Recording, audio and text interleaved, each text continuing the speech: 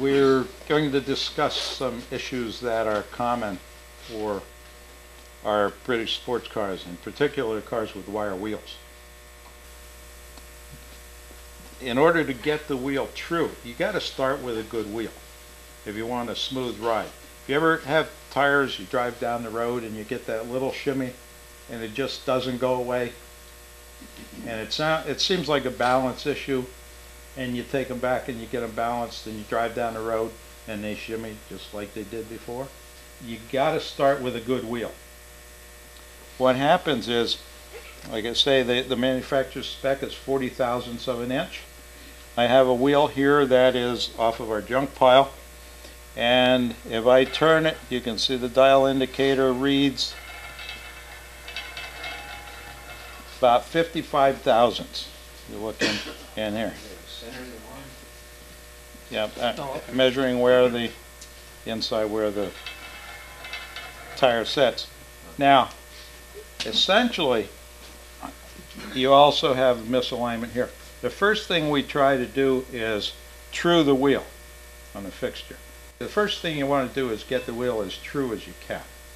Now, what we've been able to do is come up with old technology which actually shaves the tire to compensate for the untrue misalignment of the wheel itself.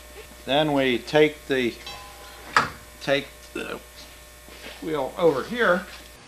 We have special fixturing made up, which really allows.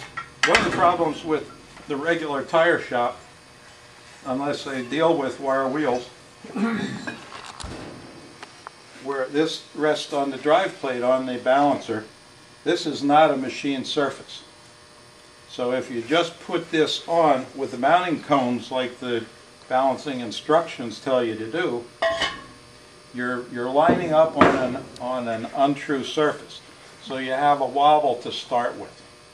What we do is we take a splined hub, junk hub from a car, have an adapter machine to fit our balancer properly. It seats just like it will on your car. If you bought this wheel at a flea market and spent some money on it and brought it in, and we were going to mount your tires and wheels, it's wobbling. It's wobbling, right. Now, when you put the tire on, it's bigger, it wobbles more. Now this is a wheel that runs a little better than that, but I've mounted an old tire on it for demonstration purposes so that we can shave it and you can see what happens. Alright, that's a better wheel. Certainly not a good wheel. But can you imagine putting that on the front end of your car?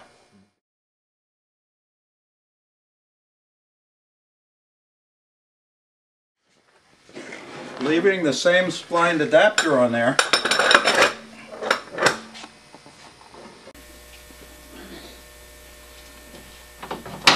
Alright, first thing we do is get the tire centered.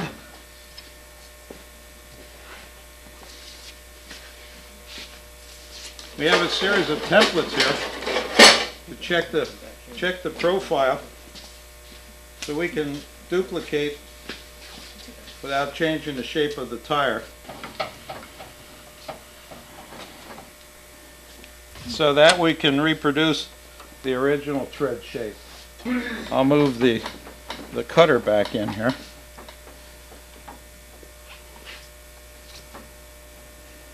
If you can see the gap between the cover for the cutter and the tire, you can see the tires moving in and out.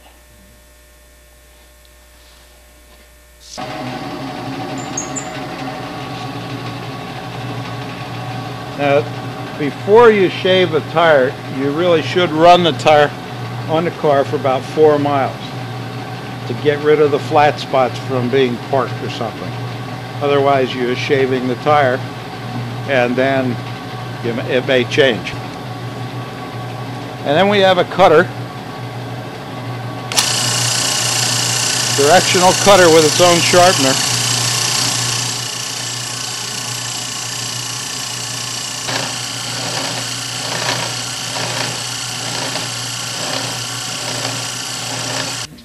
You can see where the tire is shaved partway around. Over here it hasn't been touched. I replaced my tires at 8,000 miles. I mean, eight years, and I still had mileage. I only have about 32,000, 33,000 miles on it. That's true. You got a good So, point there. round is much more important than Sure. the tread, because there's plenty of tread on this for the way we use our cars. You'd even recommend doing that to a brand new wheel, a brand new... Absolutely.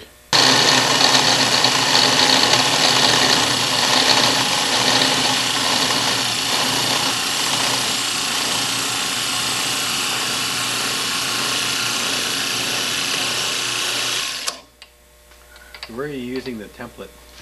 Or is that just by eye, or is that hooked in with the It's gear? automatic now.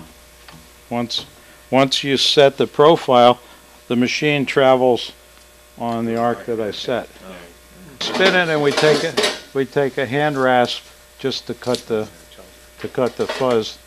fuzzy edge off there. But now, if you look, you can see that the tire's been cut all the way around. The white chalk marks that we put on are all gone. And if you look at it from the side, as we spin it, you should see it run pretty true. No longer hops up and down. It's not hopping down. Amazing. Looks nice.